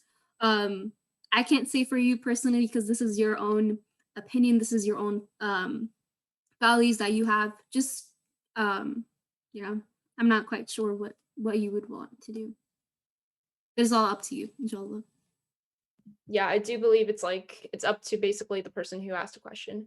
Okie dokie. I'm going to double check to see if I missed any questions, but that's so far. Sorry. Oh, sorry, go ahead. It is good to be aware and not to be complicit with these kind of organizations or institutions who are benefiting or contributing to the oppression of other individuals. If we look at the Palestinians, if we look at Kashmiris and other occupied territories, amplify their voices. And also, personally, I think it's something that maybe shouldn't necessarily do unless if you feel it could be beneficial to a certain extent, maybe you can engage it to a certain extent, but don't completely dismiss other individuals who are currently being oppressed or suppressed by these institutions who are complicit with that. I just wanted to clarify that if it wasn't made. Yeah, you definitely bring up a really good point, and I really do thank you for bringing that up because it's super important to not only just stick on to one cause. Like, yes, it's super important if you are passionate for a certain cause to advocate for that, but it's also important to highlight the struggles of people all around the world because unfortunately these violations are occurring in different places, different times. So it's also important to keep an eye out for that and to do what you can to help them. So I think that will be it for our Q&A session. I think we pretty much. Can I just speak on something? for that question regarding the organization to if this organization there seemed to be a lack of clarity of whether it's for Free Uyghur Now or our coalition being NMYA. Our coalition is open to high schoolers and to a lesser degree middle schoolers, but we're trying to keep it so that it doesn't exceed the high school level. Of course, we do appreciate an adult sort of guidance for us, because we're all still young, we're all still new to this, we're all still gaining experience. So this is open to middle schoolers as well. Okay, thank you so much for that clarification. And I think that's pretty much all the questions we have. So that concludes our Q&A session. To the guest speakers who are currently on, do you guys have anything, any last words that you guys have for our audience that you guys would like to share? I'll give the floor to you guys if you guys do have anything. I'm proud of all of you for tuning in on a Saturday. May Allah reward you and bless you. And please don't hesitate to reach out if there's any way we can help. You can DM us on anything to do with school and friends, work, jobs, careers, internships, community involvement. If I don't know the answer, there's plenty I don't know, I'll say I don't know. So don't be embarrassed. It's like, imagine you in a few years, you wanted to advise your younger brother and sister. We care about you and want to help you, inshallah. So don't hesitate. Assalamu alaikum. Mashallah, that was really good. I wanted to also a little bit add, as students, please do not be discouraged or think that just because you are a student, you may not have as big of an impact or be as impactful. You have a voice. Your voice is meant to be heard, mashallah. And the fact that we are Muslims, the fact that we are in this ummah, in this community, it is imperative that we amplify that. And again, if people try to silence you, especially regarding other issues like the Palestinians, the Kashmiris, the Uyghur individuals who are victims of these atrocities committed by such international actors who do have a lot of influence, they tend to try to silence individuals. Use that again as a source of empowerment. Make your activism louder, so that no government and no business is above accountability, no matter how great their influence is. So please don't ever let that discourage you. Let that empower you. So thank you. Jazakallah khairan to you all.